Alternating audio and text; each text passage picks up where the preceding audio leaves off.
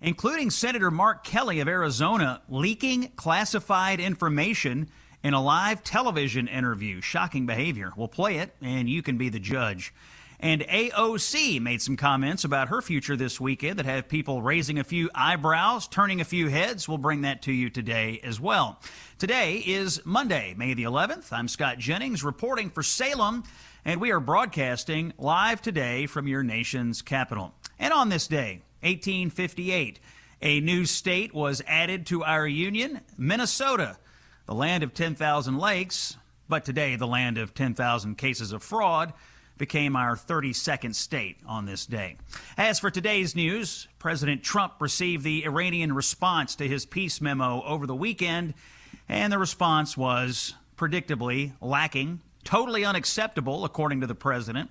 What was it? Well, according to Iranian state TV, they want three things: U.S. war reparations, recognition of its sovereignty over the Strait of Hormuz, and an end to American sanctions. Those first two are clearly non-starters, and the third is only possible if Iran gives up its nuclear program, which so far it has resisted. So what happens now? Well, in a few minutes, we discuss this with retired Vice Admiral Robert Harward. My 2 cents, it may be time to begin attacking again, although the president is headed to Beijing this week to meet with President Xi of China. I suspect getting the Chinese to pressure the Iranians is on the table. And just a few moments ago, the president said the ceasefire with Iran is on, quote, massive life support. More on all of this later in the show. Speaking of that trip to China, Trump's top economics advisor, Kevin Hassett, previewed some deal-making that they expect this week. Cut number one. That we're going to have this trip with two leaders that are extremely close with one another, and we're going to be making deals. Exactly how those deals look will depend on how the meetings progress. But my expectation, given the strong relationship between the two presidents, is that there'll be lots of good news for American workers and firms. And there's some evidence that the deal making that's already been done by the president during this term is paying off. Look at January, February, and March data that's now available. U.S. exports were over $300 billion in each month, the highest numbers in American history, and each month beat the previous. Ahead of the president's trip, by the way, Treasury Secretary Scott Bessent heading to Japan and South Korea for quick meetings with Asian allies. He'll join the president in China after that. Now to politics. A case could be made that last week was the best week Republicans have had in several months, maybe since last summer. Let's look at the facts. First, on the economy. The United States has an incredibly resilient job market right now. Over 300,000 jobs created over the last 2 months. Markets at or near all-time highs. Private sector jobs, by the way, that's what we're talking about. The government sector continues to shrink. The private sector continues to grow, just as Trump promised. His economic policies are growing the private sector. Democrat policies only grew government. New numbers show that the United States is significantly outpacing the rest of the world when it comes to economic growth so far this year. U.S. GDP growing at roughly 2% in the first quarter compared to sluggish growth across Europe. Germany barely growing at all. France flat. Italy just modest gains. And by the way, let me take you back to April 28th, 2025, about a year ago. Here's what you were getting from American media and supposed economic experts. This is a snippet from CNN's Aaron Burnett on that day. Cut number two. Barclays tonight is echoing the warnings in a memo to investors, writing, "We expect a sharp slowdown and a likely U.S. recession in the coming quarters." All of it comes as tonight we're learning Jamie Dimon, the CEO of J.P. Morgan Chase, reportedly told investors just days ago, according to the Wall Street Journal, that a best-case scenario is a mild recession. It's a daily drumbeat of warnings now coming from people who know a lot about the economy. Well, all that turned out to be not true. On the other hand, Treasury Secretary Scott Bessent had said the opposite, that administration policies would lead to an increase in investment activity and more American growth. Here's Bessent last December, cut 13. Well, I think 2026 is going to be a great year for growth, inflation, and the American people the president works for every day. You can look at the two predictions and see who was right. So why is the United States growing? Why are jobs being created? Why are we running circles around Europe? analysts point to strong American investment activity, just as the president and Secretary Bessent promised. On the streets of America, it seems the president and his law enforcement strategies are working as well. Violent crime fell sharply across the largest U.S. cities in the first quarter of this year. New data is just in. Homicides down nearly 18%, robberies down 20+%, rapes declining by 7%, aggravated assaults decreasing by nearly 5%. Seems a new attitude about law and order has taken hold in the United States of America.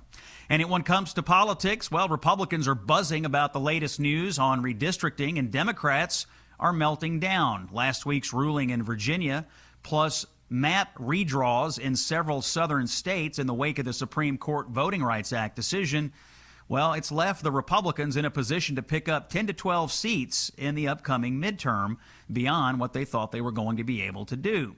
Democrats, of course, are melting down, even talking about completely decapitating the entire Virginia Supreme Court in a fit of rage.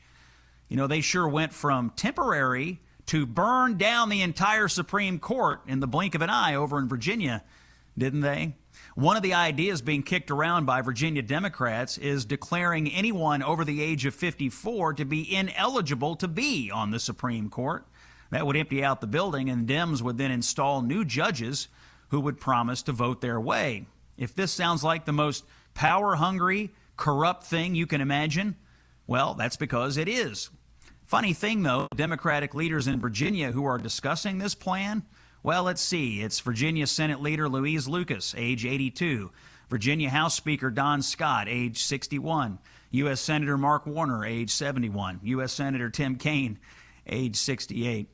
Just goes to show you that Democrats will burn down any institution at all to get and hold political power in this country. Now, both parties still have to run the races this fall. No map guarantees you anything. But you can see the pieces are falling into place to give the Republicans a fighting chance to defy history. New fair maps plus a massive Republican cash advantage, plus Democrats nominating lunatics who are running to protect illegal aliens and put boys in girls' locker rooms, all of that adds up to a noticeable vibe shift in Washington last week, which has Republicans leaning in and Democrats, well, freaking out. Look at this in cut number 8.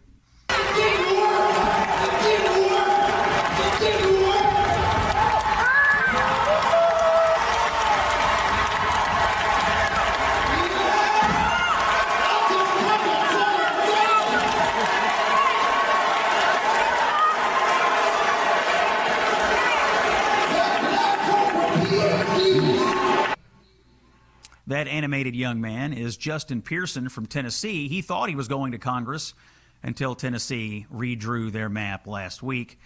He doesn't appear to be taking it well.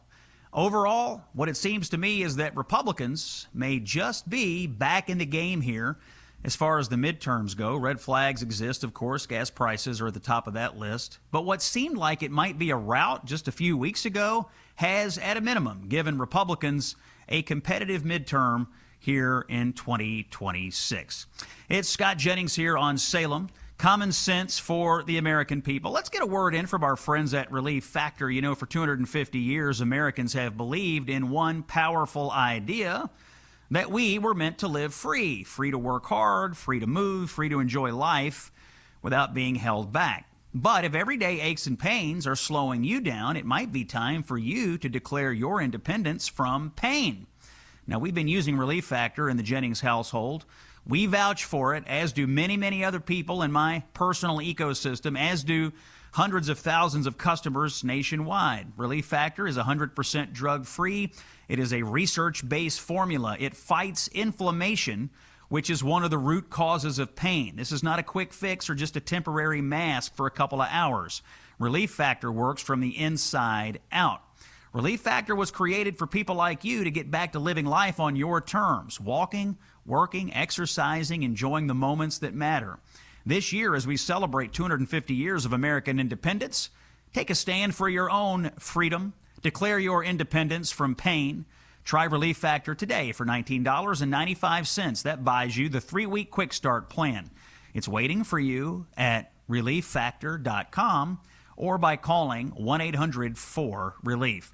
When we come back, we'll get into the details of what's going on with Iran after this on The Scott Jennings Show. Scott Jennings here for my friends at besthotgrill.com. You know, there's a lot of special events coming up, and besthotgrill.com recommends the gifts of great grilling and healthy eating. If you've got a mom or a dad or a grad that you want to honor, do it with a gift that will be used, is unforgettable, and is truly hot, hot, hot. That would be a Solaire infrared grill from besthotgrill.com. Solaire infrared grills heat up to 1,000 degrees in 3 minutes. They produce juicy, tasty food that is unmatched by conventional grills. You might be having a staycation, and Solaire has hot and fast, portable, built-in, and cart models to help you step up your grilling. All Solaire infrared grills are made in the USA and built to last. Learn more about the amazing Solaire infrared grills at besthotgrill.com. That's besthotgrill.com. Solaire infrared gift giving at besthotgrill.com. He's the author of the best-selling book, A Revolution of Common Sense. Here's Scott Jennings. A few minutes ago in the Oval Office, President Trump taking questions from the media. He had this to say about the Iran ceasefire, cut 15. Right now, after reading that piece of garbage they sent us, I didn't even finish reading it. I said, I'm not going to waste my time reading it. I would say it's one of the weakest right now. It's on life support. They understand these are all medical people. Dr. Oz, life support is not a good thing. Do you agree? Bad prognostic. I would say the ceasefire is on massive life support, where the doctor walks in and says, sir, your loved one has approximately a 1% chance of living. Doesn't sound too positive. Joining us now to discuss, retired Vice Admiral Robert Harward, a former Navy SEAL who led special operations in Iraq and Afghanistan. He was later Deputy Commander of U.S. Central Command, a key member of the Iran Policy Project at the Jewish Institute for National Security of America. Admiral Harward, thanks for joining us. You heard the president. He says the ceasefire's on life support. What do you think he ought to do next? I think he should shift to Epic Fury 2. Let's crank it up. He's made it very clear from day one. We want and we will reestablish freedom of navigation through the Straits of Hormuz. We've made it very clear he has credible, fully and permanently dismantled Iran's nuclear program. Those two are irrefutable. And when they're going to play these games as they've always done through their negotiations or just hemming and hawing, then you've got to step up the game. So I think target the regime's conviction that it can outlast and overpressure U.S. resolve. That's what the president's going to do. And if it's going to take strikes again, I think that's exactly right. He wants to fully enforce the blockade at this time, double down on the blockade, starve them out, but also degrade the regime's retaliatory capabilities as they've done against UAE, Saudis, and others. And then finally, undermine the regime's internal cohesiveness through their apparatuses. He can drive those three things and really bring an end to this. Admiral Harward, how do you think the president's trip to Beijing to meet with President Xi of China plays into his sort of just strategic decision-making here? Do you think he's likely to hold off on attacks before he goes to China, or maybe he wants them going on while he's in China? What would you advise the president on that? Well, first, the president's been on the mark every step of the way. No one thought he would hit Venezuela. He hit Venezuela. No one thought he would hit Iran. He hit Iran. So I think he's in the perfect position, either act before and really surprise the Iranians, or wait till he meets with Xi. And maybe some of this is part of the negotiations. So I think he is, I wouldn't want to predict what the president has done. I've been right on every occasion, but I think his deception and his ability to keep everyone on their toes is one of his real strengths. And I think he's going to do that in this situation as well. I want to ask you about a situation that happened on Sunday morning. This is Arizona Senator Mark Kelly, former member of the military himself. He goes on CBS's Face the Nation, And to my ear, sounds like he revealed classified information in a television interview. Let's take a listen to this, and then I want your reaction. This is cut number 12. Yes, Margaret, we have. We've been tracking it. A number of times we've been briefed by the Pentagon on specific munitions. Actually, it's been pretty detailed on Tomahawks, ATACMS, SM-3s, THAAD rounds, Patriot rounds, so those interceptor rounds to defend ourselves. And the numbers are, I think it's fair to say it's shocking, how deep we have gone into these magazines. Because this president got our country into this without a strategic goal, without a plan, without a timeline. And because of that, we've expended a lot of munitions. I think these are classified briefings that Senator Kelly is sitting through, and now he's telling the world about our munition stores. How does that strike you? It's just counterproductive to our national securities. For anyone to talk with knowledge of where we are on stores sure doesn't help our strategy and helps our adversaries. So I find that counterproductive. I was surprised as a former naval officer he would do that. But I was also surprised about some of his comments about, lawful orders.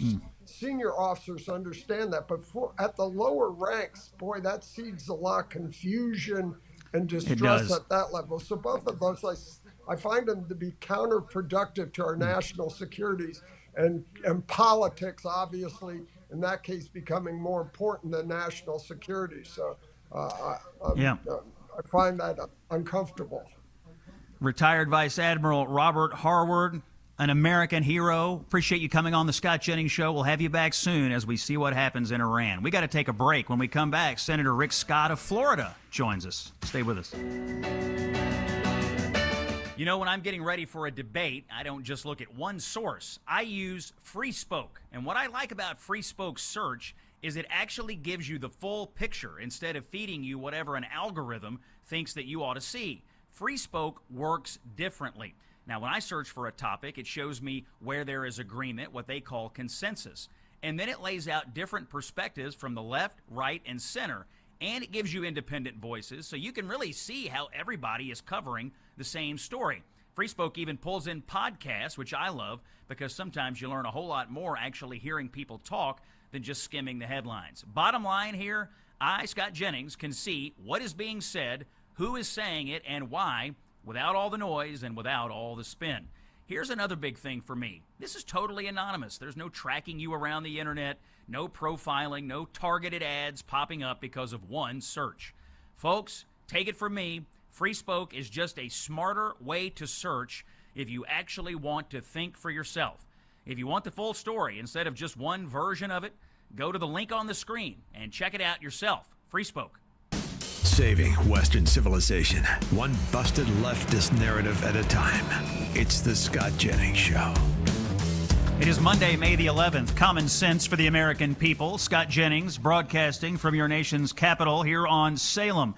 Joining us to discuss all of the things happening in Washington, and there's a bunch of breaking news today, is Senator Rick Scott from the great state of Florida. Senator, thanks for coming in. Your inaugural appearance here on the Scott Jennings Show. Appreciate your time today. I know. This is fun. Congratulations on all your success.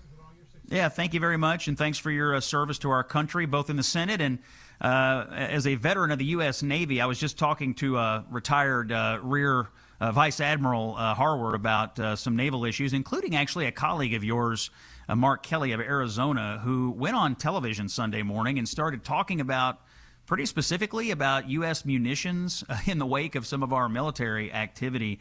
And I assume he received that information from classified briefings that you all get as members of the Senate. When you hear your colleagues on television talking specifically about, U.S. military capabilities and information that only, they would have because of a classified briefing, what goes through your mind? Seems like a terrible idea to reveal that information to me. Well, number one, I think we all have to be very careful of revealing anything that we would get in a classified setting.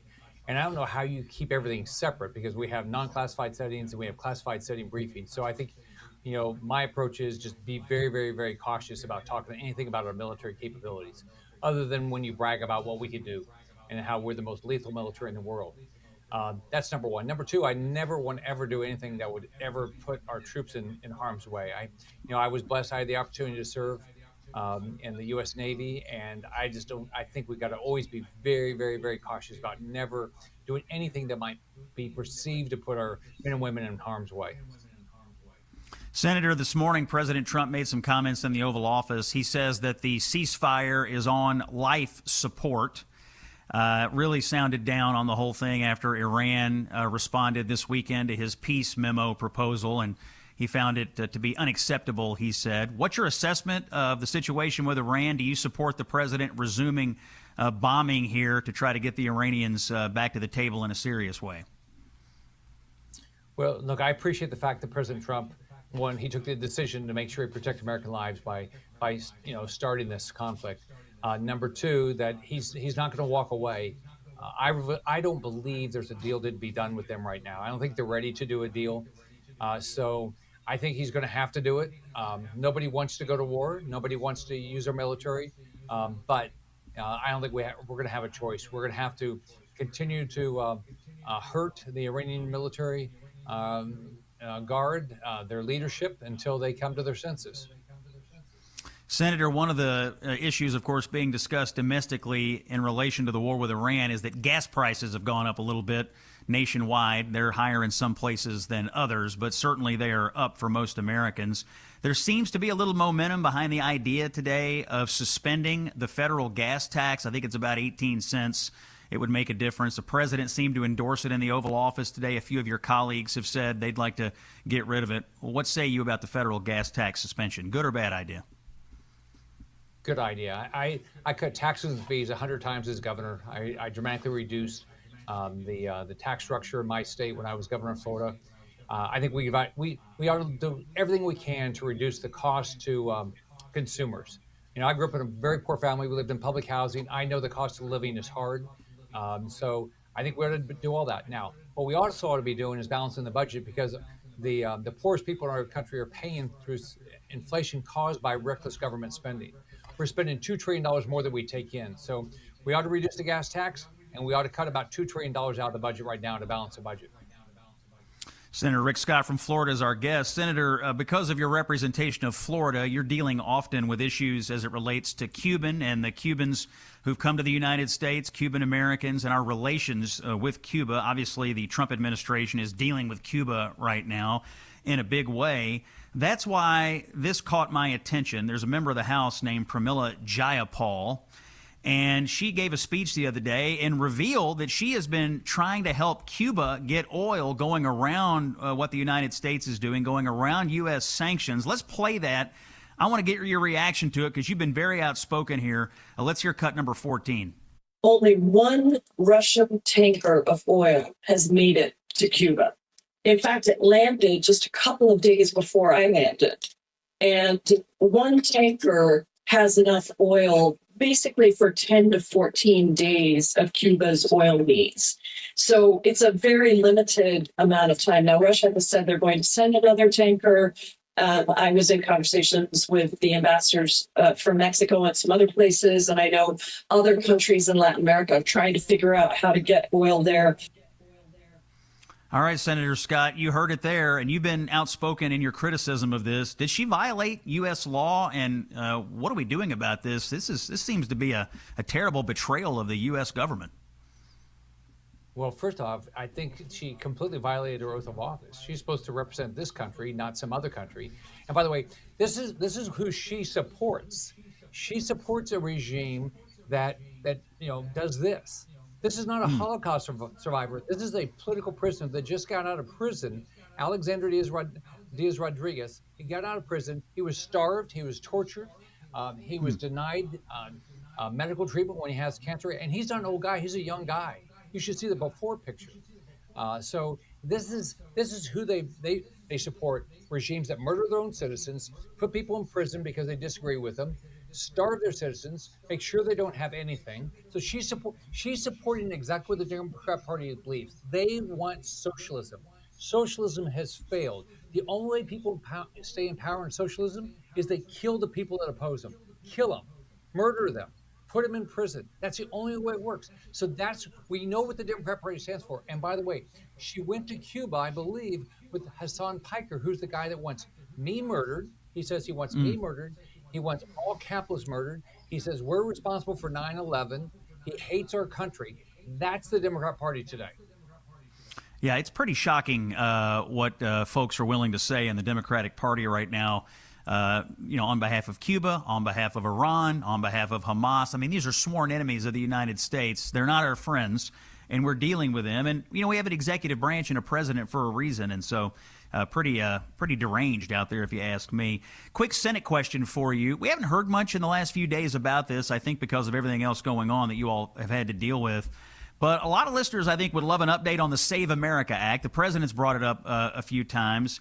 Is it still technically an open item on the Senate floor, A? And B, are there still conversations going on about how to possibly insert that into something down the line here or change the filibuster rules to get it across the line? What do you think? Well, number one, from a process standpoint, we got to get back on it. We've got to get the Border Patrol and ICE funded.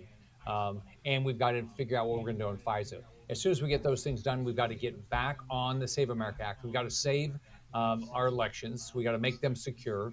It seems like the only way we're going to get this done is by getting rid of the filibuster, because the Democrats are doing everything they can to block everything. And what's crazy about this is Republicans, Democrats, independents around the country want our elections to be secure. They want voter ID. They want to make sure you're a U.S. citizen to register to vote. But Democrats in the Senate know that they can't win if you do that. Yeah, the immigration issues overall, both funding it and then dealing with the Save America Act, have Democrats, I think, fairly spun up right now. And President Trump actually did an interview this weekend with a journalist, Cheryl Atkinson. She asked him a question. It was a good question. What happens if Democrats win the next election or in 2028? Will everything go back to the way it was under Joe Biden with open borders and policy decisions they made that cost millions of people to come into the country? Let's hear what the president said about that in cut number 4. As straightforward as securing the border seemed to be once you got into office, it almost implies that another president could reverse it as quickly. Is there any way to protect against that in the future? Yeah, vote Republican. It's very simple. Is that the bottom line, Senator? People just need to take it that simply and that clearly. There's two parties. One is for securing the border, and one isn't. Border Patrol was told, open the gates. Open the gates. That's what they were told. So if you vote for a Democrat, we're going to have open borders. They don't care that all the criminals from Venezuela were let out of prison and sent here. They don't care because they don't want to deport them now. You think about, if you think about what the public wants, they want to be safe. We should all love our children. Think about this. I could put your faces up of Laken Riley and Jocelyn Ungari killed by illegal aliens, and the Democrats don't want to deport them. Right just outside D.C., we had a lady murdered at a bus station. We got Stephanie Minter. New governor. We have the new governor of Virginia that won't work with ICE. When we know they're illegal, they've committed crimes, and she lets them out of prison instead of turning them over to ICE. How does that make the people of Virginia safer? Yeah, it's shocking. It's shocking what Democrats are saying and doing on behalf of illegal aliens right now. Some of it, I think, actually has to do with the overall battle for the House, how we count the census, and redistricting purposes. Redistricting has been in the news, obviously, the last few days. Democrats have had some setbacks, and the U.S. Supreme Court did sort of deal with the Voting Rights Act in a way that's allowing southern states to redraw. Let me play a clip for you of Democratic Congressman Jim Clyburn of South Carolina. It's possible, we'll see what happens over there, it's possible he may have a different district or he could lose his seat as this gets redrawn. That is causing, I think, some unhinged and irresponsible rhetoric about what's going on. Let's hear Clyburn in cut number 5. I never thought I would see the day that the United States Supreme Court would be so openly partisan with what it's been doing.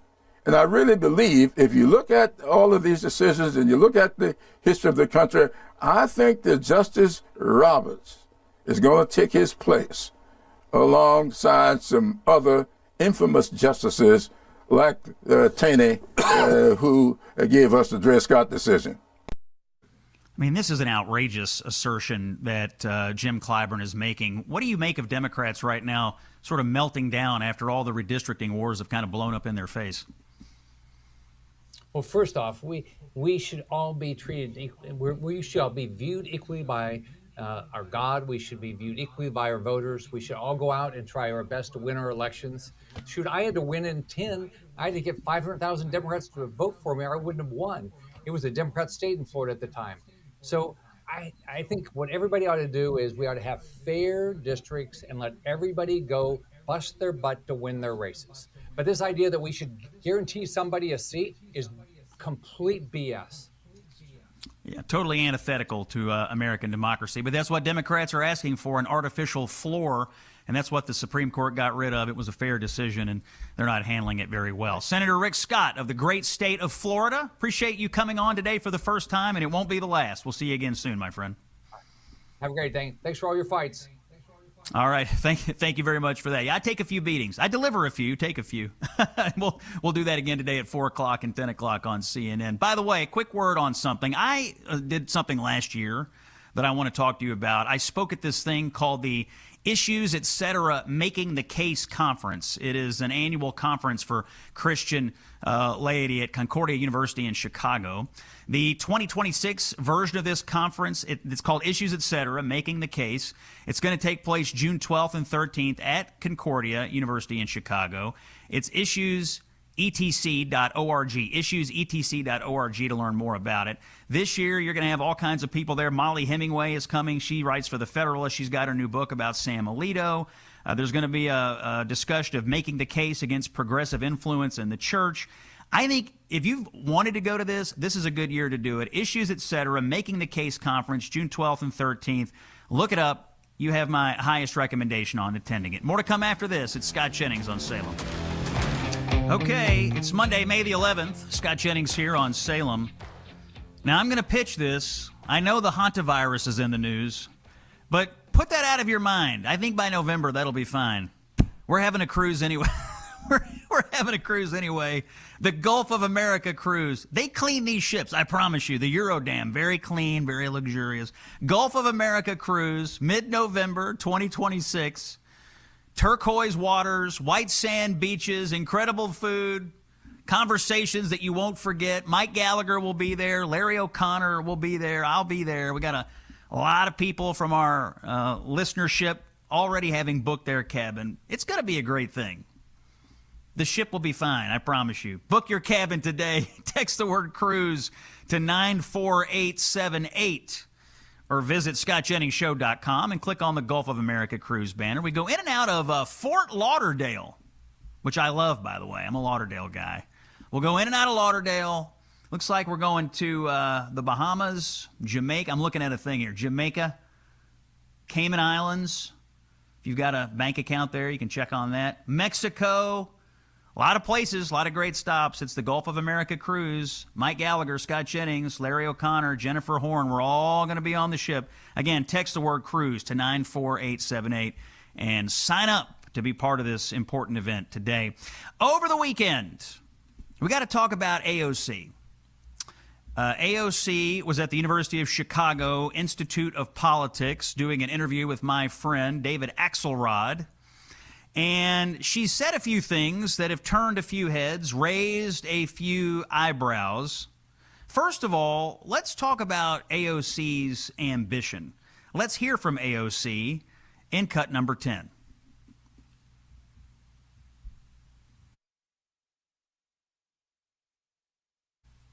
The American Revolution was against the billionaires of their time.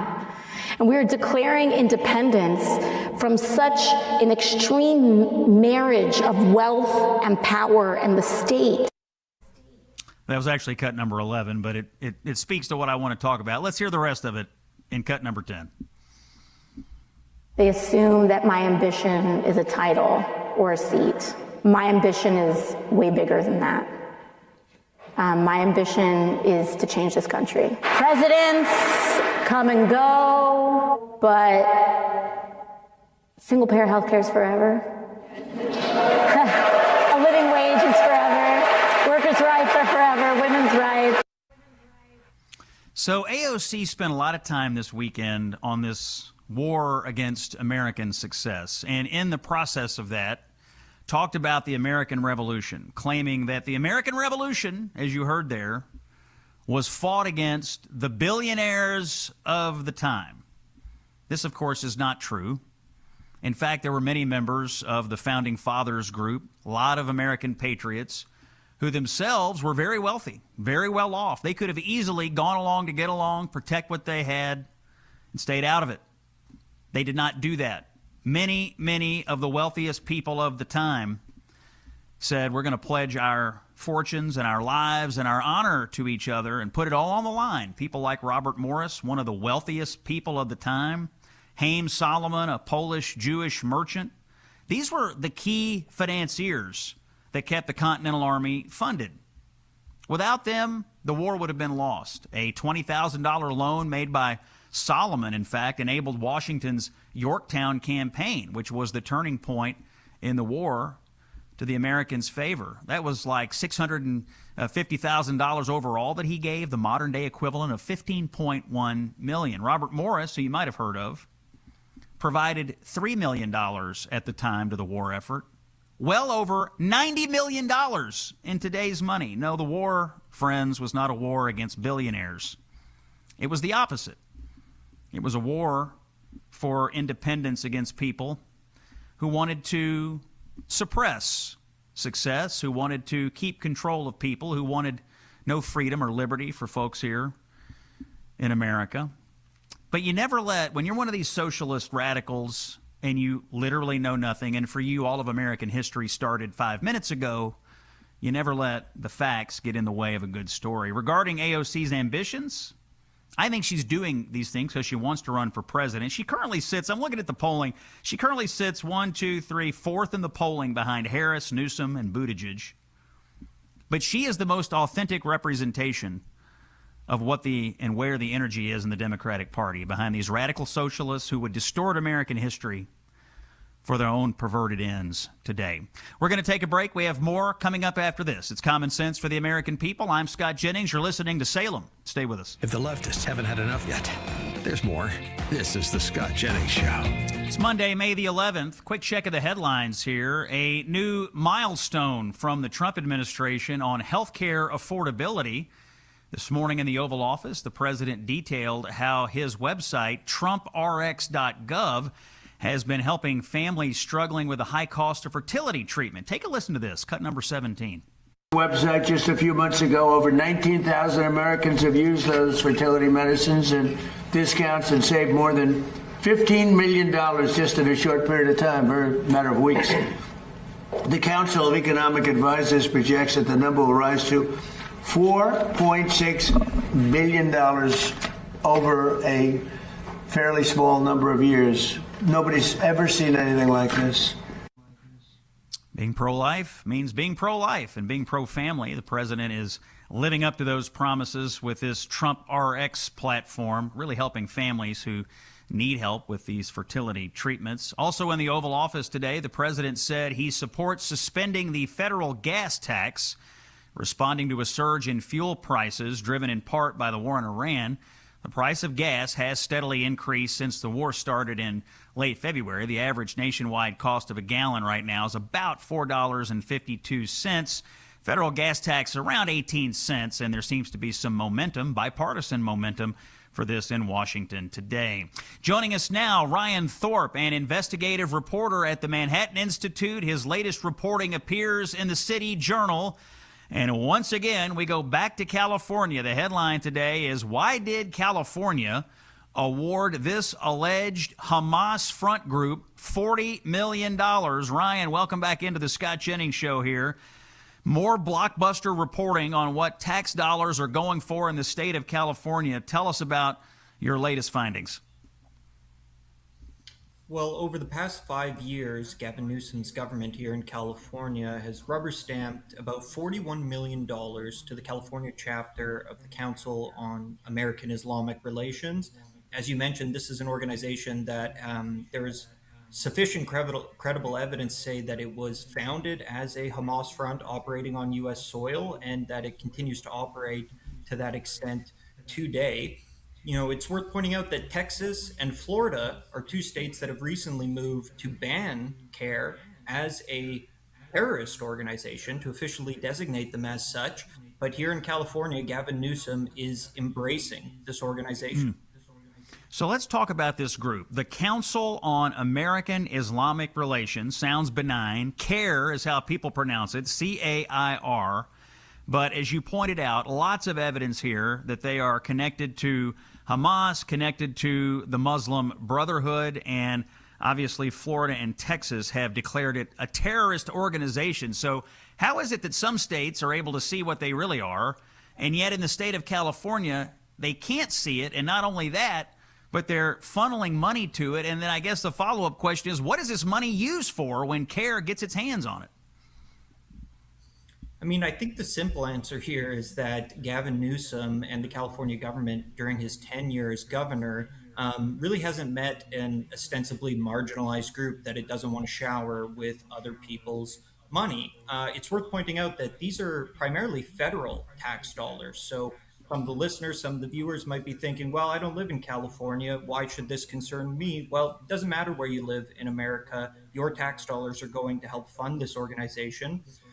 Most of these grants were given to CARE to help resettle or to help settle Afghan refugees in California. There have been serious questions and concerns raised about how effective CARE has been at actually doing this. The numbers don't seem to check out. It appears that they underdelivered on these promises.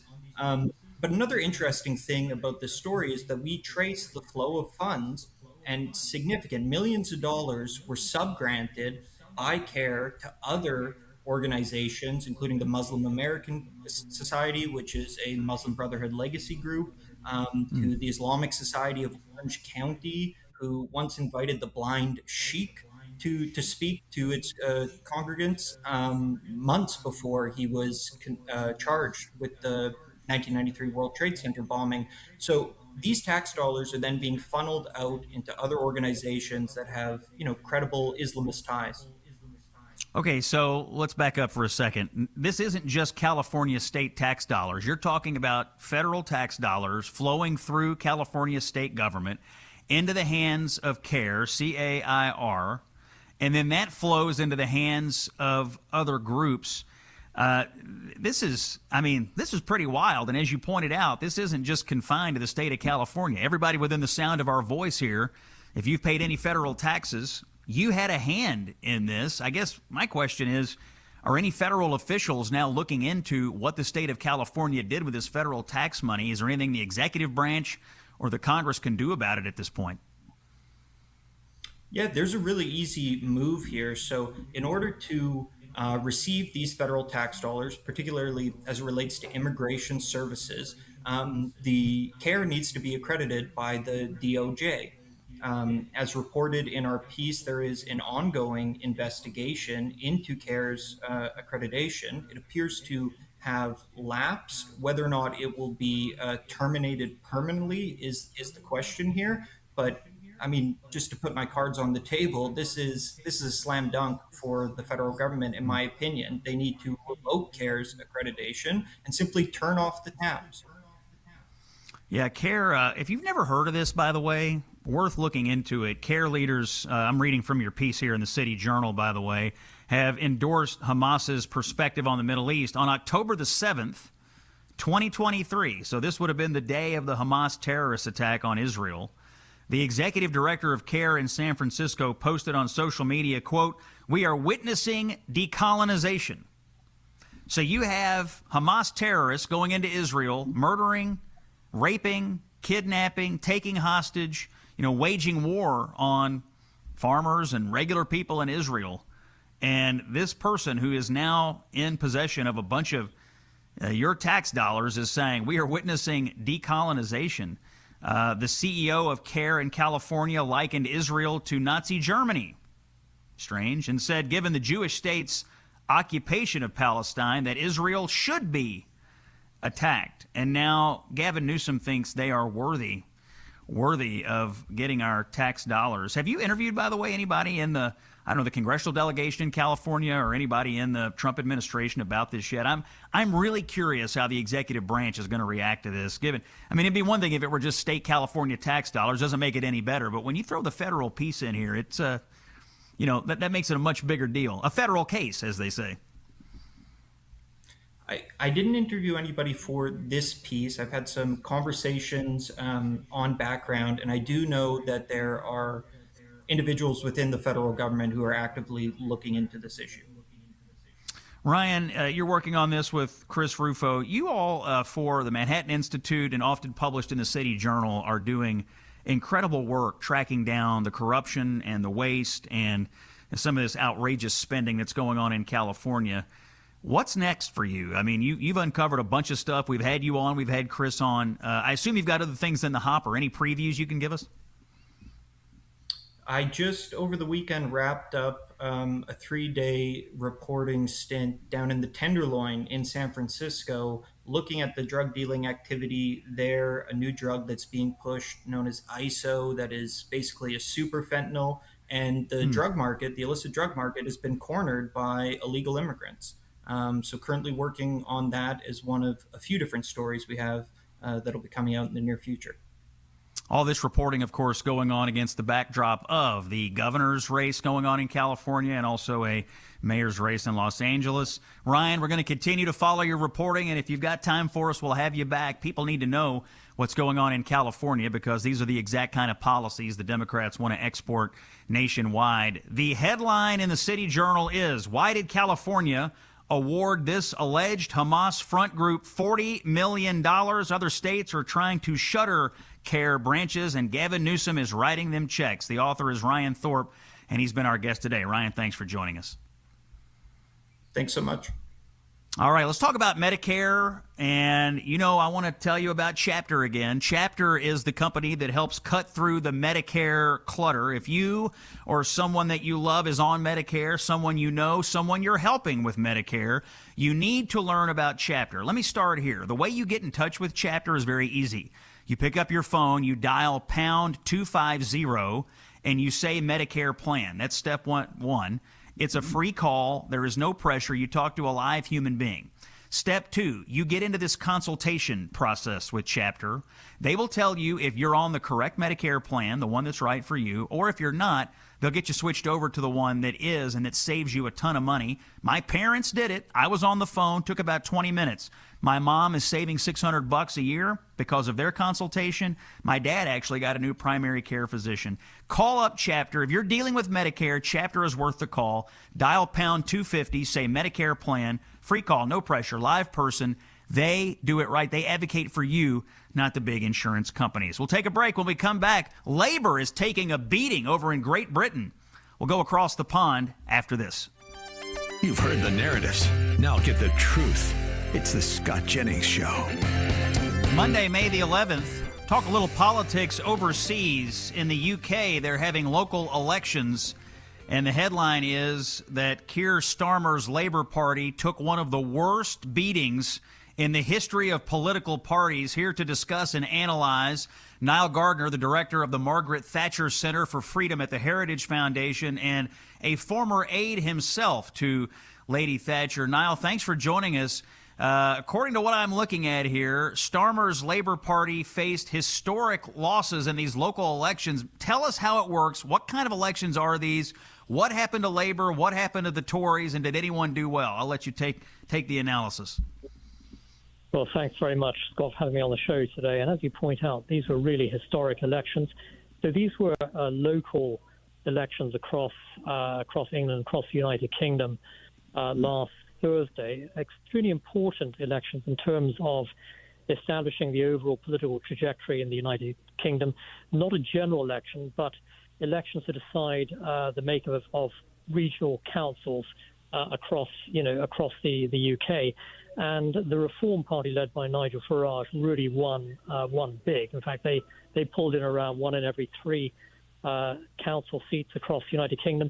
The ruling Socialists, led by Keir Starmer, absolutely humiliated in this election. Absolutely disastrous night for for Keir Starmer, who, in my view, really has been the weakest, worst prime minister in British history. And so a spectacular result for the right. The key issue, of course, was mass migration into the UK. And the British people have just had enough of open borders policies, huge levels of illegal migration coming into Britain, but also large-scale levels of overall migration to the UK over the last few years, which is transforming the United Kingdom. And so the British people said enough is enough, and they voted heavily for reform. And if these results are projected into a UK general election, which has to be held in the next 2 to 3 years, then Nigel Farage would definitely become the next Prime Minister of the United Kingdom. So extremely significant results. Yeah, we've certainly watched here in the United States as our once strong partner in the defense of Western civilization has seen its domestic politics absolutely warped by this mass migration crisis. And as you say, it sounds like the people of Great Britain have had enough. So Starmer is sitting atop the Labour Party that just got wiped out in these local elections. I assume there are some other Labour leaders or people in the Socialist coalition there that want him to step down. Is he facing calls to resign, and what do you hear on that? Yeah, so Keir Starmer is under intense pressure to resign. He has an approval rating of around 15%. He's the most unpopular prime minister we've ever seen in the UK. And right now, he's still clinging on by his fingertips. But I think the reality is that he will likely be forced out of power in the next few weeks or months within his own Labour Party. And then you'll have another socialist taking over as prime minister. It'll probably be a figure like Angela Rayner, for example, Ed Miliband, potentially. But the reality is the socialists are doomed for the next general election. And I think you're going to see a massive swing to the right in the UK, led by Reform, but also the Conservatives have about 20% of the vote. So if you combine Reform with the Conservatives, that's over 50% of the vote in the UK. So Britain will be a truly conservative nation, I think, following the next general election. It's inevitable, and the socialists are in an incredible state of decline. And the British people have just had enough of far left, woke, so-called progressive rule in Britain, and they really want to see real change. Perhaps alarmingly, and I'll give you the last word here, the radical pro-Islam Green Party under Zach Polanski gained over 440 seats in the elections. Is that something to be worried about? Yeah, it is. I mean, the Green Party are real far-left, crazy extremists. They're closely aligned with a lot of the Islamic, movements in the UK, and the Green Party, I would say, is an incredibly dangerous political movement in Britain.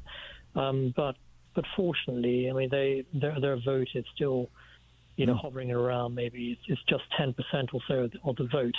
But they're even to the left of the Labour Party, which is saying a great deal. So, but definitely, there's a threat out there from the loony left, as we say in Britain.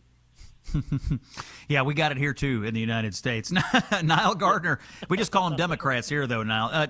Niall Gardner is the director of the Thatcher Center for Freedom at the Heritage Foundation. He's a former aide to the former Prime Minister Margaret Thatcher. And by the way, you're now the official UK political correspondent of the Scott Jennings Show. I hope it doesn't, there's no pay, but a lot of prestige. We'll take a break. When we come back, we got to talk to Congressman Darrell Issa of California right after this.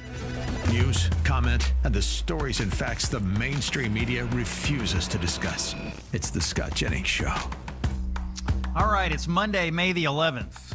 Checking in on a little bit of breaking news here. The man who rushed into the White House Correspondents' Dinner Hotel, ran past the security checkpoint, and apparently wanted to assassinate President Trump, members of the cabinet, members of the media, and others assembled, was in court today. His name is Cole Thomas Allen, and this morning he pleaded not guilty to charges. I think it's 4 total. One of them is trying to assassinate President Trump. They had him in court. He was shackled at his waist and wrists. That's what the artist renderings look like here. Remember, he came in. It was April the 25th at the White House Correspondents' Dinner, and he had at least 2 guns and a bunch of knives on him. And you've seen the footage, no doubt. He ran through. He did shoot a Secret Service agent in the bulletproof vest. The shooter was not injured in this case. And the Secret Service agent, of course, doesn't feel good to get shot in the bulletproof vest, I'm sure, but he's going to be all right. Nobody in the ballroom was injured.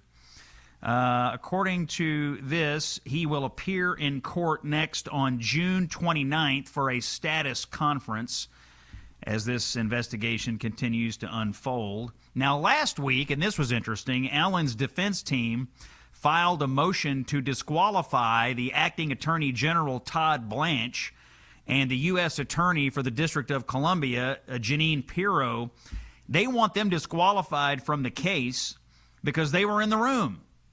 And the defense is saying that because both Blanche and Pirro have given the impression that they are victims here, that it would be inappropriate for them to be involved in the prosecution. So seems like a stall tactic or a scrambling tactic to me. But we'll see what the court wants to do about that. I'm sure there are plenty of lawyers, hopefully over at the Justice Department, that would be able to take it up, even if Blanche and Pirro are taken out. By the way, Allen faces life in prison if he is convicted here. And, honestly, really, if this guy doesn't get convicted or somehow wriggles out of this on some technicality or they judge him to be mentally incompetent, it'll be an absolute travesty. We just cannot send a message in this country that you can run out one day and decide that you are. I mean, read this guy's manifesto. Actually, you know what? Do we have the clip of Bill? We do.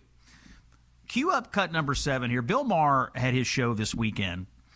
And he made, I think, an important point. He got right to the heart of the matter about this guy, Cole Allen, and people like it. Let's hear Bill Maher, cut number 7. Life doesn't really suck so bad. You would just rather be a martyr than nobody. The whole tone of Cole Allen's manifesto was, sorry guys, but America needs me. A hero has risen. You're not a hero. You're just the guy who runs out into the field during a baseball game to get attention and in 10 seconds gets tackled by security, except in your case, no, that's exactly your case.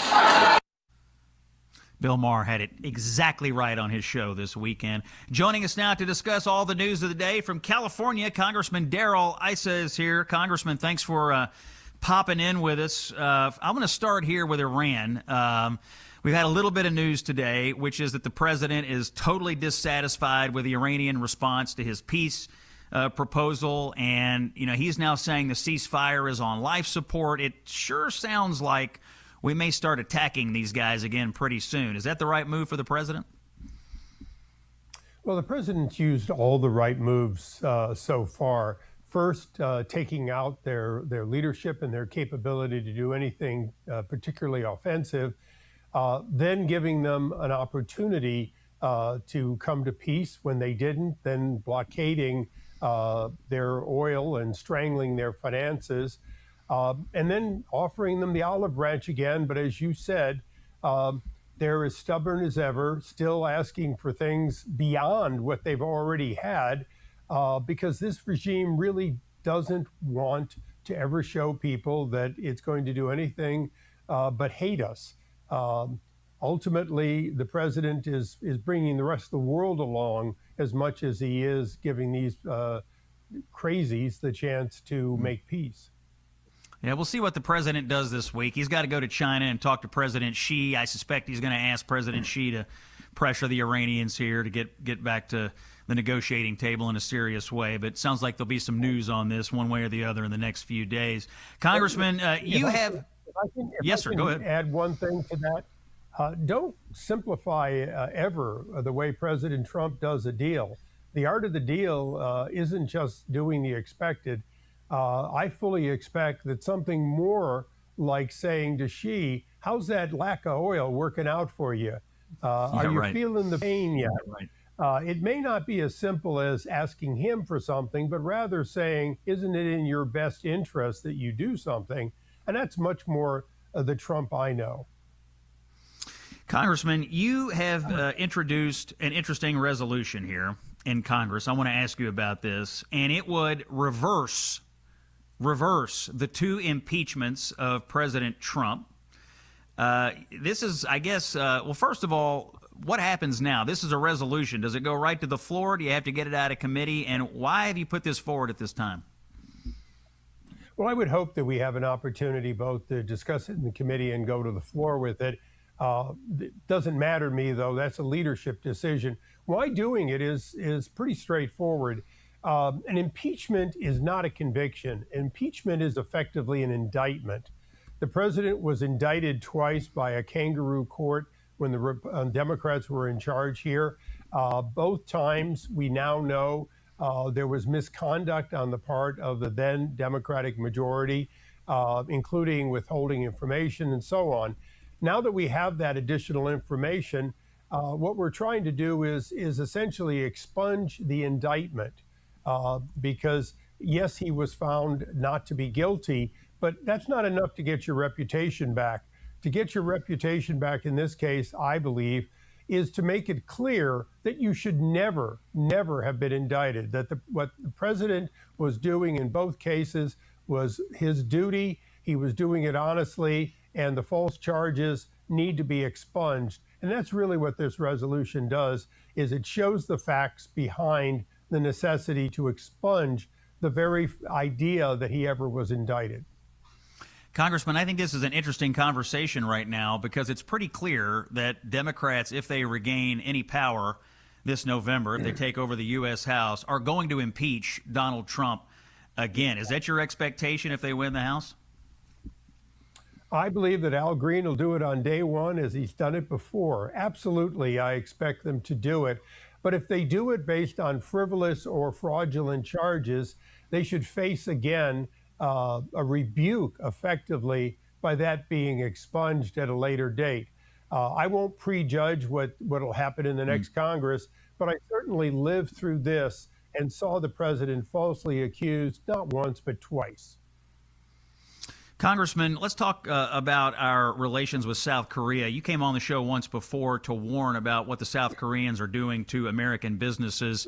This ties into the president's trip to China. We're learning today that the Treasury Secretary, Scott Bessent, is actually going to go to South Korea ahead of the president going to China and meet with him.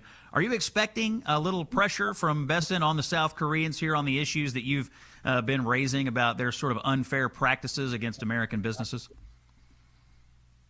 I believe so. I believe that because the president, because America has the greatest market for South Korea, they make their money trading with us, including big companies like Hyundai and Samsung. Without our business, they have a problem. So when they block American companies like Coupon and who is basically the Amazon of South Korea, and Meta and other internet-type companies using techniques that they learn primarily from the Europeans, I think we need to push back. We need to push back because they need us more than we need them. And they certainly owe their very freedom to the blood that we have spent since the 1950s defending South Korea. Congressman Darrell Issa from California is our guest conversation. We got a couple of minutes here, Congressman. Boy, politics in your home state right now, a little wild. We've got the gubernatorial primary going on, and we had a debate on CNN the other night that was a little crazy. This gubernatorial campaign is one issue. Then the L.A. mayor's race is another. You've got, I mean, lots of issues are surfacing right now. Here's my question. Is there any, you've been around California politics a long time. Do you get the feeling that Democrats and independents in California, who've had effectively one-party rule for so long, have finally had enough? I get the feeling at least some of the independents are saying enough is enough with what's going on in Sacramento and L.A. and other places. But you're out there. You got your ear to the ground. What do you think? Well, you know, it's been 23 years since the voters rose up and withdrew, recalled, if you will, and elected Arnold Schwarzenegger. And they didn't do so just because he was a superstar on television. they did so because they were desperate for leadership in the right direction instead of the wrong direction. And they have that same challenge both in Sacramento for the whole state, but particularly they have that problem in Los Angeles, a place that is almost 3-to-1 Democrat, and yet the polls show that a Republican could win. And certainly the incumbent Democrat is unbelievably challenged. As a matter of fact, why Karen Bass ran again, I have no idea, because she certainly doesn't have a record to run on that is in any way reelectable. Now, your district was changed somewhat in the redistricting that went on there in California. It's the California 48. You're not seeking re-election, but you are backing San Diego County Supervisor Jim Desmond. Tell us about the politics of your new district. I know you're on your way out, but how badly did the Democrats mangle it?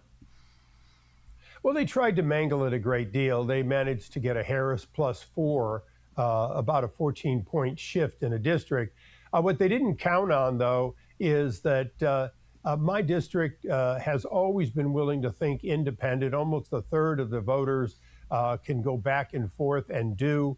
And when we look at both my history, but particularly looking now at Jim Desmond's, he has won overwhelmingly these decline to state and even some Democrats. He serves dealing heavily with the important issues, pushing back on the extremism that he sees from Sacramento. And our polling shows that he not only wins, but he wins overwhelmingly. Wow. Okay, good news on that one anyway. Daryl, thanks for coming on. You've always been a clear voice for what's actually going on in Washington. We look forward to having you back soon. We got to take a break, by the way. It's National Police Week. Interesting story coming up on that right after this. When he's not in the Oval Office or owning the libs on CNN, he's here with us. It's the Scott Jennings Show. Home stretch here on the Scott Jennings Show. You know, this week is National Police Week, May 11th through the 17th, honoring law enforcement's bravery and sacrifices. It was part of the Peace Officers Memorial Day celebration, which is on May 15th. Now we have a whole week for the cops. Established in 1962, this week features ceremonies in Washington, including a candlelight vigil and memorial services for officers lost in the line of duty. My next guest is here to discuss. His name is Eric Johnson. He is the Executive Director of Supporting Heroes. They honor the service and sacrifice of public safety heroes who gave their lives in the line of duty. And in full disclosure, Eric, welcome into the show. You and I have known each other for about 30 years now. When we worked together, I was on the radio business in Louisville, and you were with the Louisville Police Department. But we saw each other the other day, and you were telling me about this amazing charity that you've started to help police officers and their families have a proper funeral when one loses their life in the line of duty. Tell us about that. Well, it's not just to have the proper funeral, but to, we say we honor them by taking care of the people they loved. And it starts, immediately after one falls in the line of duty. We provide immediate financial support to the family. When we hear of a tragedy like that, we think, the shock, the grief, and all sorts of emotions. But what we don't often think about is that survivor, especially if they have young children, they're worried, how am I going to support the kids? How am I going to feed the kids? How am I going to keep our home? And so that's why it's so important for them to receive support immediately. We call that a down payment on a promise. And our promise is that we're going to be there, not just immediately, but in the days, weeks, months, and even years ahead to help them in every way that we can. Eric, when you were telling me about this organization that you decided to start, you were explaining to me that a lot of people assume that there are these extensive government systems in place to support agencies and families after a line of duty death. But the reality is most departments are actually left to navigate these tragedies largely on their own, and that's where you step in. Absolutely. Fortunately, most departments, most leaders, most chiefs, they don't have experience with line of duty death. They've never had to deal with it. And so when that first time comes, and it comes rather abruptly, they don't know where to begin. There's a lot of things that may seem intuitive to handle it a certain way, but we're able to come in and guide them based on 22 years of experience in some best practices and kind of just walk them through it and just help them help the family and their community. And and also very importantly to support the other members of their department who are grieving. And you got to expect every family member of every other member of their agency is also watching what the agency and community does for that family, because they know they could very well be in that same situation someday in the future. That voice you're hearing, Eric Johnson, with the organization called Supporting Heroes. Eric, you were telling me about the recent coordination that you did of funeral support for Deputy Rick Coyle in Crittenden County, Kentucky, with the Crittenden County Sheriff's Office. His department had only 3 officers, and so he was killed in the line of duty, and there were only 2 remaining. They were themselves deeply traumatized by the incident. Without your support, they really would have had to have faced the responsibility alone of honoring their colleague and supporting his family. Tell us about what you did there in Crittenden County, Kentucky. Well, I mean, a lot of local agencies, I mean, everybody wanted to support them. The community was deeply affected. They wanted to help. But the experience that we bring by helping agencies through it, so many agencies over the last 22 years, we were able to help right away. And as you said, both of the remaining members of the department were deeply traumatized. So we responded immediately, went to the hospital, and it began there. We provided support to the family. The FOP stepped up and helped also to help provide support for the family. And then, he lived 28 days after he was shot before he passed. And then, so that, meals for the family, hotel rooms, and then, he moved to a different hospital. We continued to support there. And then, unfortunately, when he passed, then, it was time to start planning the honors to show the family that his service and sacrifice was appreciated by those he served. Right. And that the community really did care. Eric Johnson, you're with Supporting Heroes. Find it online, supportingheroes.org. Police officers protect us. They take care of us in our time of need. When the bad folks are out there trying to get us, it's the cops that we look to protect our communities, and they deserve our support when they give the ultimate sacrifice. Eric, thanks for your time today. We're out of time on the Scott Jennings Show. We're back tomorrow on Salem. See you then.